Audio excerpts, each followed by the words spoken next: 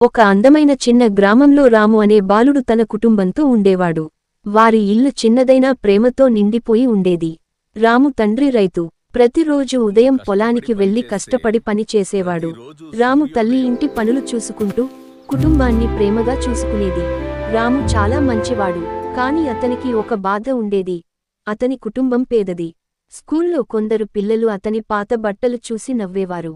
అయినా రాము ఎప్పుడూ బాధను బయట చూపించేవాడు కాదు. ఒకరోజు స్కూల్కు వెళ్తుండగా రాము రోడ్డు పక్కన కూర్చుని ఏడుస్తున్న ఒక బాలుడిని చూశాడు. అతని పేరు కిరణ్. కిరణ్ కొత్తగా ఆ గ్రామానికి వచ్చాడు. అతనికి ఎవ్వరూ స్నేహితులు లేరు. రాము దగ్గరకు వెళ్లి అడిగాడు, రాము, ఏమైంది? ఎందుకు ఏడుస్తున్నావు?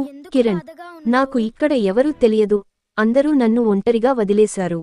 రాము చిరునవ్వుతో చెప్పాడు. రాము, ఇక నుంచి నేను నీ ఫ్రెండ్. ఆ రోజు నుంచి ఇద్దరూ మంచి స్నేహితులయ్యారు. కలిసి స్కూల్కి వెళ్లేవారు, కలిసి ఆడుకునేవారు, కలిసి చదివేవారు. ఒకరోజు గ్రామంలో పెద్ద వర్షం పడింది. నది నీరు పెరిగి గ్రామం మొత్తం నీటితో నిండిపోయింది. రాము తండ్రి పొలంలో చిక్కుకుపోయాడు. గ్రామస్తులు భయపడిపోయారు.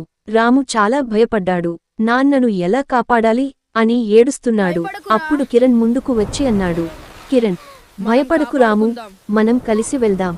ఇద్దరూ గ్రామ పెద్దల సహాయం తీసుకుని చిన్న పడవలో పొలానికి వెళ్లారు. చాలా కష్టపడి రాము తండ్రిని కాపాడారు. గ్రామస్తులు ఇద్దరి ధైర్యాన్ని చూసి ఆశ్చర్యపోయారు. గ్రామ పెద్ద అన్నాడు, గ్రామ పెద్ద, మీ ఇద్దరి స్నేహం ఈ గ్రామానికి ఆదర్శం. రోజులు గడిచాయి. రాము చదువులో మంచి మార్కులు తెచ్చుకున్నాడు. కాని డబ్బులు లేకపోవడంతో చదువు ఆపాల్సిన పరిస్థితి వచ్చింది. అప్పుడు కిరణ్ తన తండ్రితో మాట్లాడి రాముకు సహాయం చేశాడు. కిరణ్, స్నేహితుడు కష్టాల్లో ఉన్నప్పుడు సహాయం చేయాలి. ఆ సహాయంతో రాము పట్టణంలో చదివి పెద్ద డాక్టర్ అయ్యాడు. సంవత్సరాల తర్వాత తన గ్రామానికి తిరిగి వచ్చాడు. గ్రామం మారిపోయింది, కాని తన చిన్ననాటి జ్ఞాపకాలు మాత్రం అలాగే ఉన్నాయి. రాము గ్రామంలో ఒక ఉచిత ఆసుపత్రి నిర్మించాడు. ప్రారంభోత్సవం రోజు అందరి ముందు కిరణ్ని స్టేజ్ మీదకు పిలిచాడు.